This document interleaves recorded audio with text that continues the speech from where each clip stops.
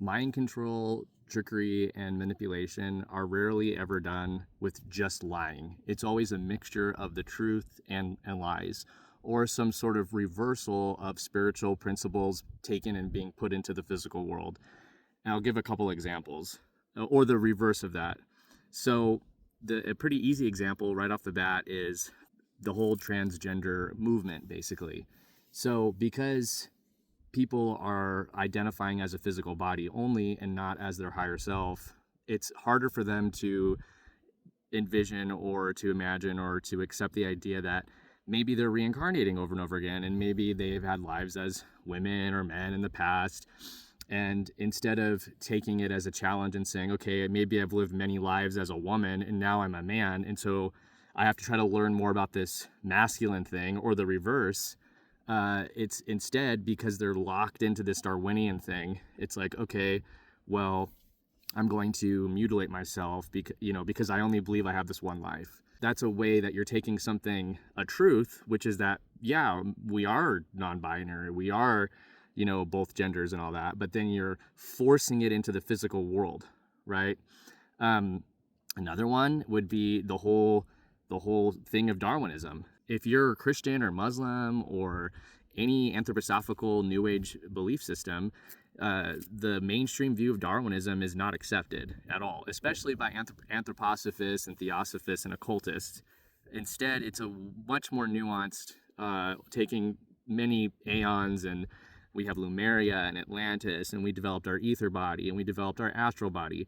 And so, again, this spiritual evolution that most likely actually happened, where we developed our ether body in this time and our astral body in another time, instead it's being consolidated and crunched down into just the physical only. And so what we're left with is basically a nihilism that says that you just come from pond scum and your ancestors are monkeys, and it's just a big bang and that's it. You're taking this idea of spiritual evolution that is true, where we do evolve spiritually over many aeons, and a simultaneous explosion of all that is in the eternal now, and you're putting it in this like linear distortion. Finally, maybe a third example would be the idea of astral antipathy and sympathy, and how that's distorted and morphed into what we now have as the mainstream idea of gravity.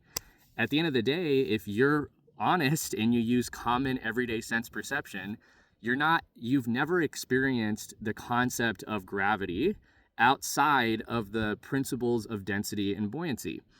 When something goes up and down, every single time it's going down because it's denser than what's around it. Rock goes down in water, a helium balloon goes up, air bubbles go up in water, a nail goes through the air quickly, it goes through water a little bit slower, and then it goes through butter even slower. It might take an hour to finally get to the bottom of the butter. It slowly goes through it. So how that's a reversal of a spiritual principle is the spiritual astral principles of antipathy and sympathy.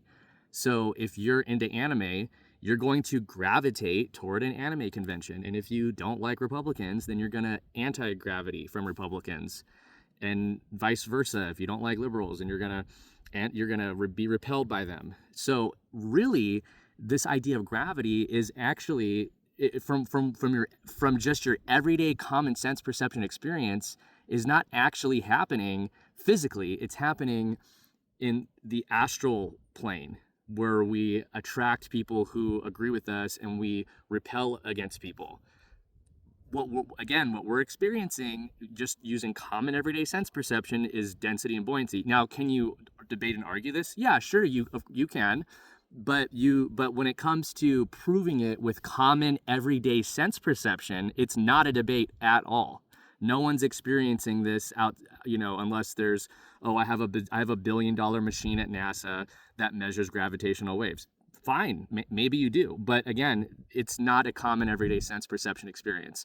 So anyone who's watched this whole video, I would just love to hear if anyone can think of other spiritual concepts that have maybe been transposed, so to speak, into the physical, and vice versa. If there's physical concepts maybe that are being kind of forced into a spiritual thing. And if anyone can think of any more examples, thank you for watching and have a blessed day.